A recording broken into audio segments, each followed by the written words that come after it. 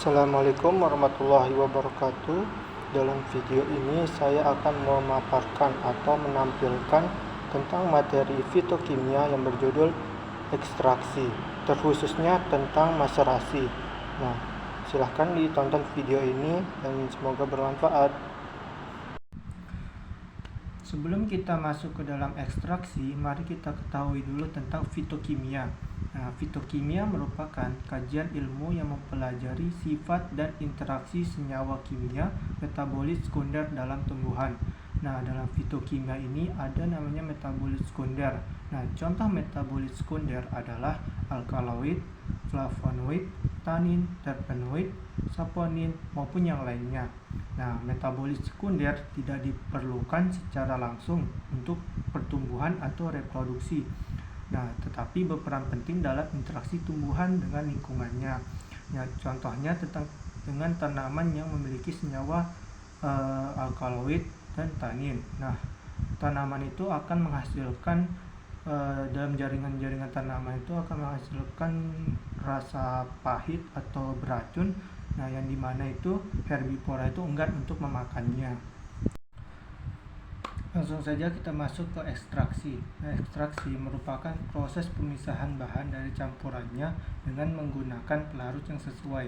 Nah, pelarut yang sesuai itu yang dimana kecocokan dengan senyawa dengan pelarutnya. Nah, dilihat dari senyawa polar, larut dalam pelarut polar. Pelarut polar ini contohnya air dan etanol. Nah, senyawa non-polar larut dalam pelarut non-polar. Nah, contohnya N-heksan dan kloroform.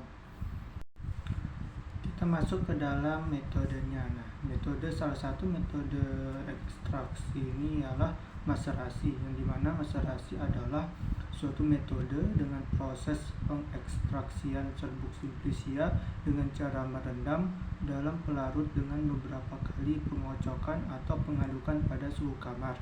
Nah, dalam metode maserasi ini dia cocok dengan bahan yang tidak tahan terhadap pemanasan, karena maserasi ini tidak ada tahapan untuk pemanasan.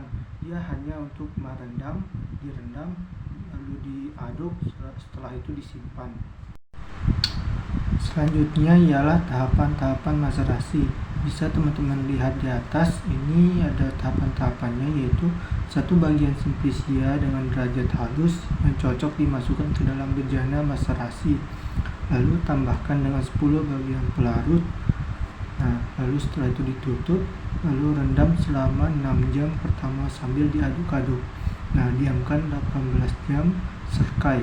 Nah, serkai atau diperas, ampas disari sekurang-kurangnya 2 kali pengulangan dengan jenis dan jumlah pelarut yang sama.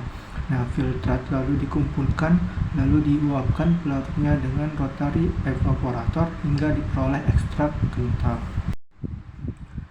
Yang terakhir adalah keuntungan dan kerugian maserasi.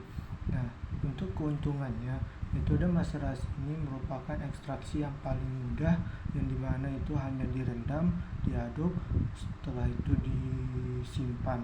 Nah, selain mudah, dia itu murah, yang dimana bisa menggunakan pelarut yang lebih murah daripada pelarut yang lain, dan cukup efektif, serta mencegah kerusakan ekstrak yang biasanya dapat terjadi pada ekstraksi dengan metode panas. Nah, namun maserasi ini ada kerugiannya juga, yaitu kelemahannya itu atau kerugiannya itu waktu ekstraksinya itu yang cukup lama dan kebutuhan pelarut yang cukup tinggi. Oke, dari yang saya tampilkan semoga dapat dipahami. Mohon maaf jika ada kesalahan atau kekurangan. Wassalamualaikum warahmatullahi wabarakatuh.